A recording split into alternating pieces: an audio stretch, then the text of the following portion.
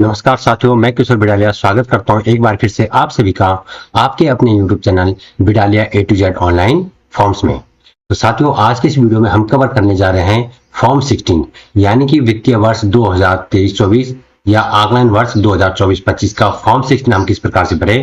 तो ये एक एक्सेल शीट बेस्ड फॉर्म 16 है जिसपे आप कुछ ही क्षेत्र में कुछ ही सेल में अपनी एंट्री को फिल करेंगे और बाकी सारा का सारा ऑटोमेटिकली कैलकुलेट हो जाएगा। तो इसमें आपको ज्यादा फिल नहीं करना है। लास्ट ईयर भी मैंने इस पे वीडियो डाला था और इसे भी शेयर किया था, तो इसका लिंक आपको डिस्क्रिप्शन में मिल जाएगा। तो देखिए यहाँ पर मैंने दोनों प्रकार से फॉर्म 16 बनाया है। मेनली जो है न्यू रिजिम में किस प्रकार से हम फॉर्म 16 को फिल करें, मेन ये इस चीज का है। बाकी ओल्ड रिजिम वाला तो मैंने लास्ट ईयर भी वीडियो बनाया था, तो ये देख सकते हैं आप। देखिए ये है हमारे पास फॉर्म 16, ठीक है। तो इस पे आपको यहाँ पे साफ देखने को मिल रहा है कि ये है ओल्ड रिजिम, ठीक है। यहाँ पर क्या देखने को मिल रहा है आपको, ओल्ड रिजिम, ये लिखा हुआ है ओल्ड रिजिम, ठीक। ये है पार्ट 1 और फिर इसी के नीचे यहाँ पे हम नीचे जाएंगे तो यहाँ पर से आ जाएगा ये पार्ट बी। तो ये ओल्ड रिजिम का है। जबकि आप यहाँ पर ये देख सकते हैं new regime form 16 financial year 2023-24। हम इस पर क्लिक करेंगे, इस वाले पे। ये हमारे पास यहाँ पर देख सकते हैं आप न्यू रिजिम वाली शीट ओपन हो गई है। तो यहाँ पे लिखा हुआ है फॉर्म 16 न्यू रिजिम, ठीक है। अब इसमें हमने करना क्या है कि यहाँ पर हमने अपनी डिटेल एंटर कर देनी। जैसे यहाँ पे मैंने नाम एंटर कर दिया है। इसे आप अपने मोबाइल फोन में भी यूज कर सकते हैं जिन्हें मोबाइल फोन पे एक्सेल चलाना आता है। तो आप देख सकते हैं यहाँ पर किशोर कुमार बिडालिया, यहाँ पर नाम हो गया, यहाँ पे आपका पद नाम आ जाएगा, ठीक है। यहाँ पर आप अपना पैन नंबर लिख देंगे, जो भी आपका पैन नंबर है। यहाँ पे असेसमेंट ईयर मैंने पहले से भरा हुआ है 24-25 और ये फॉर्म कब से कब तक, तो 1 अप्रैल 2023 से 31 मार्च 2024 तक, यानी कि इस वित्तीय वर्ष के लिए ये फॉर्म 16 है। और यहाँ पर देखिए ये क्वार्टर 1, 2, 3, 4 जो क्वार्टरली डिटेल जाती है हमारी सबमिट होती है, जिसके बेस पे हमारा 26 AS जनरेट होता है। तो यहाँ पर पहले क्वार्टर के 3 या 4 महीनों में आपने कितना TDS पे किया है तो उस TDS की डिटेल यहाँ पे आ जाएगी। दूसरे क्वार्टर के 3 महीनों में जो भी TDS पे किया है उसका इसमें आ जाएगा, तीसरे क्वार्टर की और चौथे क्वार्टर की। तो कुल मिला के पूरे 12 महीनों में आपने जितना भी TDS पे किया है यानी कि इनकम टैक्स पे किया है उसका टोटल यहाँ पे आ जाएगा। यहाँ पे ऑटोमेटिकली आ जाएगा, ठीक है। फिर हम नीचे जाएंगे तो ये है वो चीज, यहाँ पे है टोटल TDS। तो ये मंथली है, यानी कि यहाँ पे मार्च, अप्रैल, मई, जून, जुलाई ऐसे करके पूरे 12 महीने तक देख सकते हैं आप। यहाँ पे 12 एंट्री आपको दिखाई दे रही होगी, ठीक है।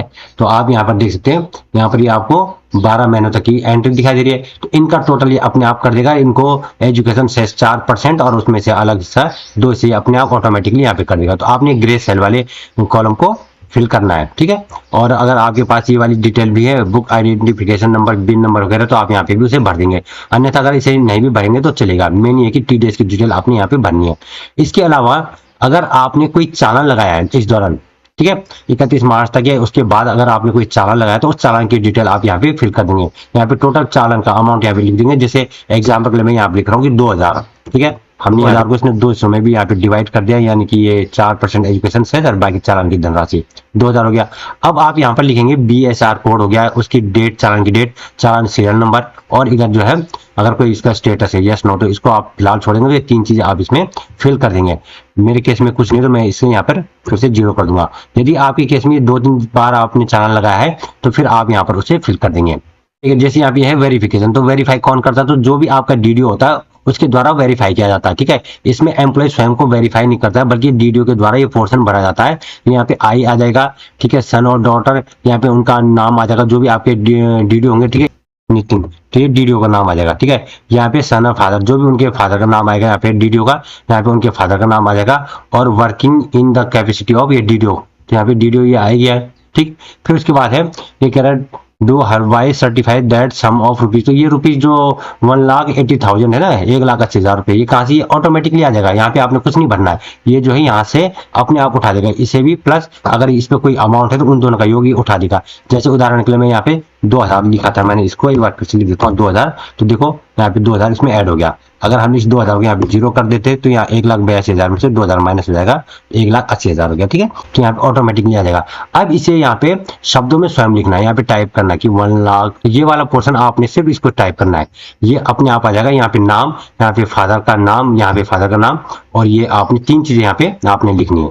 उसके बाद यहाँ पे प्लेस, जो भी आपका ऑफिस स्कूल का है नाम है उसका नाम लिख देंगे, डेट लिख देंगे जिस दिन को ये फॉर्म 16 जारी हो रहा है। और यहाँ पे डेजिग्नेशन, ये किसका आएगा, ये आपके DDO का आएगा, ठीक है। यहाँ पे प्रिंसिपल या DDO जो भी है आपके, तो उनका। अब यहाँ पे उनका फुल नेम आ जाएगा, जो भी आपके DDO है। जैसे हमने यहाँ पे नितिन लिखा हुआ था तो हमने लिख दिया नितिन, ठीक है।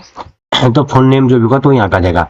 उसके बाद फिर यहाँ पे बात आती है पार्ट बी। अब ये पार्ट बी जो मोस्ट इंपोर्टेंट है, यहाँ पे आपने वो धनराशि लिखनी है जो भी आपकी ग्रॉस इनकम है, यानी कि 12 महीने में जो भी आपको सैलरी मिली है वो सैलरी आपने यहाँ पे लिखनी है। यदि आप एनपीएस वाले हैं तो फिर आप एनपीएस का जो गवर्नमेंट शेयर होता है 14% उसको भी इंक्लूड करते हुए ये धनराशि को लिखेंगे, ठीक है। अब ध्यान रखिए ये फॉर्म 16 हमारा सैलरी पे है, सैलरी बेस्ड फॉर्म 16 है, इसलिए हमने सैलरी से प्राप्त इनकम को ही इस पे लिखना है। अन्य इनकम जैसे आपका आरडी एफडी इत्यादि से प्राप्त धनराशि को आप फॉर्म 16 में शो नहीं करेंगे, उसको आपने फरवरी में कैलकुलेशन वाले में कर दिया होगा और अब उसे आप आईटीआर में शो करेंगे। लेकिन फिलहाल बात आती है यहाँ पर, तो यहाँ पे आप सैलरी से प्राप्त जो भी धनराशि उसको आप इस पे टाइप कर देंगे, फिर टोटल अपने आप यहाँ पे आ जाएगा। अब यहाँ पे बात आती है क्योंकि ये न्यू रिजीम का मैं उदाहरण दे रहा हूँ जिसमें 50,000 स्टैंडर्ड डिडक्शन की छूट है, तो मैंने यहाँ पे 50,000 स्टैंडर्ड डिडक्शन लिख दिया है। तो मैंने ये सेल जो है अनलॉक की हुई है, ये लॉक नहीं है। तो आपको यदि इनमें से एक आध चीज कोई लागू होगी तो आप उसे लिख देंगे, अदरवाइज न्यू रिजीम में 50,000 स्टैंडर्ड डिडक्शन हर किसी के लिए होना ही होना है। तो ये यहाँ पे अपने आप आ जाएगा। फिर उसके बाद बात आती है, यहाँ पे मैंने लिख दिया है कि ये चीजें इन न्यू रिजीम नॉट एप्लीकेबल लिख दिया मैंने, ठीक है। यानी कि ये जो है कौन सा 24B होम लोन इंटरेस्ट से संबंधित जो ये रिजीम है यहाँ पे मैंने लिख दिया इन न्यू रिजीम नॉट एप्लीकेबल, तो ये एप्लीकेबल नहीं तो इसको हम ऐसे रहने देंगे। फिर हम इसके बाद नीचे बढ़ जाएंगे, नीचे बढ़ने के बाद जो है आप देख सकते हैं यहाँ पे 80CCE का मतलब होता है 80C 80CCC और 80CCD1, इन तीनों की धनराशि यहाँ पे आ जाएगी। लेकिन चूंकि न्यू रिजीम में इस पे छोड़ मतलब ये लागू नहीं है तो इसलिए यहाँ पे भी मैंने इन न्यू रिजीम नॉट एप्लीकेबल लिखा है। अब ये है 14% गवर्नमेंट का शेयर, यहाँ पे पढ़ सकते हैं आप साफ साफ, ये लिख रहा है 80CCD टू एनपीएस गवर्नमेंट 10% या 14% शेयर। तो अब ये है 14% शेयर है, हमें 14% मिलता है तो हमने यहाँ पे 14% लिख दिया। तो एक चीज एप्लीकेबल है तो हमने लिख दिया, यहाँ पे ऑटोमेटिकली इसमें कैलकुलेशन करेगा। फिर उसके बाद ये वाला जो पोर्शन है 80E से लेके 80TTA तक, तो ये भी नॉट एप्लीकेबल है तो हमने यहाँ पे लिख दिया, तो यहाँ पे भी हमें कोई छूट नहीं मिलनी है। फिर ये सारी चीजें अपने आप कैलकुलेट कर देगा। और फिर यहाँ पर बात आती है टीडीएस की, जो भी टीडीएस आपको कटा तो ये भी आई थिंक जो है देखता हूँ मैं यहाँ, ये भी यहाँ पर जो है ऑटोमेटिकली आ चुका है, ठीक है।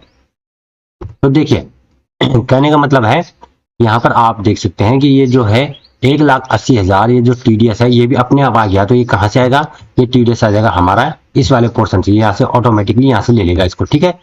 और यदि फिर इसके नीचे है यदि आपने कोई चालान द्वारा टैक्स पे किया है, ठीक है, 280 और 281 वाले चालान से अगर एडवांस टैक्स या चालान से आपने कोई धनराशि पे की है तो यहाँ पे आ जाएगा ऑटोमेटिकली। तो कहाँ से आएगा, जैसे उदाहरण के लिए हम यहाँ पे हम अमाउंट लिख देते हैं, अगर इसको कर देते हम 2,000, ठीक है, 2,000 हमने कर दिया यहाँ पे अमाउंट। तो देखो अब ये 2,000 सीधे सीधे हमारे पास इस वाली सेल में यहाँ पे देखो अपने आप आ गया, ठीक है, 2,000 आ गया। तो इन दोनों का टोटल हो जाएगा 1,82,000, यहाँ पे टोटल नहीं किया हुआ है। तो कुल हम पे टैक्स पड़ रहा है इतना, इसमें से माइनस कर देंगे तो इतना हमको तब फिर रिफंड आएगा, ठीक है। या फिर यहाँ पे टैक्स पेबल टैक्स है या फिर यहाँ पे रिफंडेबल है। तो चूंकि हम पे टैक्स आ रहा था 97,745 और हम पे कर चुके हैं 1,82,000, तो इसमें 84,000 के लगभग हमको रिफंड मिलेगा। ये उदाहरण के लिए दे रहा हूं मैं। अब हम यहाँ पे इस धनराशि को एक बार फिर से यहाँ पे कर देते हैं हम इसको 0, ठीक है, हमने इसको यहाँ पे 0 कर दिया। अब आप देख सकते हैं यहाँ पर ये भी हो गया 0। तो मात्र आपने इतनी एंट्री करनी है तो बाकी सब कुछ ऑटो कैलकुलेट करेगा। ये वाला जो पोर्शन है इस वाले पोर्शन को भी ऊपर से अपने आप ले लेगा, तो यहाँ भी आपको कुछ नहीं लिखना है, यहाँ भी आपको कुछ नहीं लिखना है इस पोर्शन में, ठीक है, इस सब ऑटोमेटिकली आ जाएगा। अब ये है इसका चार्ट टैक्स स्लैब। तो टैक्स स्लैब के अकॉर्डिंग ये दिखा रहा है कि 12,19,920 रुपए कुल टैक्सेबल इनकम है और उस पर टैक्स किस हिसाब से पड़ा तो ये पूरा दिखा रहा है यहाँ पर। और लास्ट में यहाँ पे टैक्स पड़ रहा है 97,743 रुपए। तो ये था वो टैक्सेबल इनकम 12,19,920, ठीक है, जो यहाँ पर है। तो इधर में आपको ये न्यू चार्ट दिखाई देगा और इसमें सब कुछ मैंने लिखा हुआ जो भी इस पे लागू होनी है। तो ये चीज है न्यू टैक्स रिजिम की। तो न्यू टैक्स रिजिम के लिए आप ये वाला फॉर्म 16 यूज कर सकते हैं। और ओल्ड टैक्स रिजिम में तो सब कुछ लास्ट ईयर की तरह करना है। तो इसमें भी आपने ऐसी जो ग्रे कलर की सेल है आपने केवल यहाँ पर डिटेल भरती जानी है, ठीक है। ये सारी डिटेल जो कुछ मैं उसमें बता चुका हूँ। और बस इसमें अंतर यह है कि इसमें आपको सारी छूट मिलेंगी। जैसे यहाँ पे 3600 हमको HDA की छूट मिलती है, ट्रेवलिंग वगैरह जिनको जो भी छूट होंगी वो सारी इसमें से देख करके उनको अप्लाई कर सकता है, यहाँ पे अमाउंट को भर सकता है। और इसमें होम लोन के ब्याज पे यानी कि इंटरेस्ट पे भी हमें छूट मिलेगी। तो हमने यहाँ पे 2 लाख रुपए लिखा हुआ है माइनस, लेकिन ये ध्यान रखें यहाँ पे हमें पहले माइनस वाला चिन्ह भी एंटर करना है माइनस के साथ में, तब लिखना है 2 लाख। अगर आप यहाँ पे माइनस को नहीं लिखोगे तो फिर ये इसके साथ में जुड़ करके यहाँ पे धनराशि बढ़ जाएगी, इसलिए माइनस के चिन्ह के साथ में हमने यहाँ पे धनराशि को लिखना है। और फिर ये 80CCD1 80C 80CC वगैरह, तो इसमें जो भी चीज आप PPF PLI NSC जो भी लागू हो रहा है आप यहाँ पे इस सेल पे भरते रहेंगे। ये है ओल्ड रिजीम वालों के लिए। ठीक है। न्यू रिज्यूम का मैं अब तक बता चुका था। तो ओल्ड रिज्यूम वाले जो भी चीज आप पे लागू है, आप यहाँ पे ग्रे सेल में भरते जाएंगे, सब कुछ ऑटोमेटिकली कैलकुलेट करता रहेगा। ऐसे ही यहाँ पे जैसे 80D में हमारा गोल्डन कार्ड वाला जो 7800 रुपये 7800 आप यहाँ पे लिख देंगे। अन्य चीजें जो भी आप पे लागू होती है 80U पे, यानी कि 80U पे जो हैंडीकैप्ड जो हमारे साथी होंगे उन पे जो 75,000 या फिर 1,25,000 रुपए तक की छूट जो मिलती है उसको इस पे लिख देंगे। तो जो भी सेक्शन आप पे लागू होगा आप यहाँ पे उन्हें एंटर कर देंगे और यहाँ पे ऑटोमेटिकली कैलकुलेट कर देगा। ठीक है। तो अब फिर इसका कैलकुलेशन का यहाँ पे दिखा रहा है, इसके जो टैक्स स्लैब है इसकी टैक्स स्लैब भी है। ठीक। तो इस पे टैक्स स्लैब पे किस प्रकार से 2.5 लाख तक 0, 2.5 से 5 लाख तक 5%, 5 लाख से ऊपर 5 लाख से 10 लाख तक ये जो है 20% हो गया यहाँ पे लिखा है, और अब 10 लाख 10 लाख से ऊपर जो है ये 30% है। ठीक। तो इस प्रकार से कैलकुलेशन करके आपके सामने रख देगा। तो आशा है आपकी समझ में आ गया होगा। तो आप इस वीडियो को देखते हुए साथ साथ में जो डिस्क्रिप्शन में इसका लिंक दिया हुआ है फॉर्म 16 का, आप इसे डाउनलोड करिए और साथ में इसका आसानी से लाभ उठाएं और इजीली अपना फॉर्म 16 जनरेट करें। तो आप सभी का वीडियो देखने के लिए बहुत बहुत धन्यवाद। मेरे साथ जुड़े रहे। इसी तरह से मैं आगे इनकम टैक्स से रिलेटेड अन्य वीडियो भी अपलोड करता रहूंगा और साथ में अब बहुत ही जल्द ITR का वीडियो आने वाला है। कुछ समय बाद जैसे हमारा 26 ईयर्स हमारा अपडेट हो जाता है तो उसके बाद फिर मैं ऑनलाइन ITR किस प्रकार से भरना है हर साल की तरह इस साल भी मैं उस पर नया वीडियो लेकर के जल्द आने वाला हूं। तब तक आप चैनल को सब्सक्राइब करके रखिए ताकि जैसे मैं उस वीडियो को अपलोड करूं उसका नोटिफिकेशन आपको सबसे पहले मिलता रहे। आप सभी का बहुत बहुत धन्यवाद।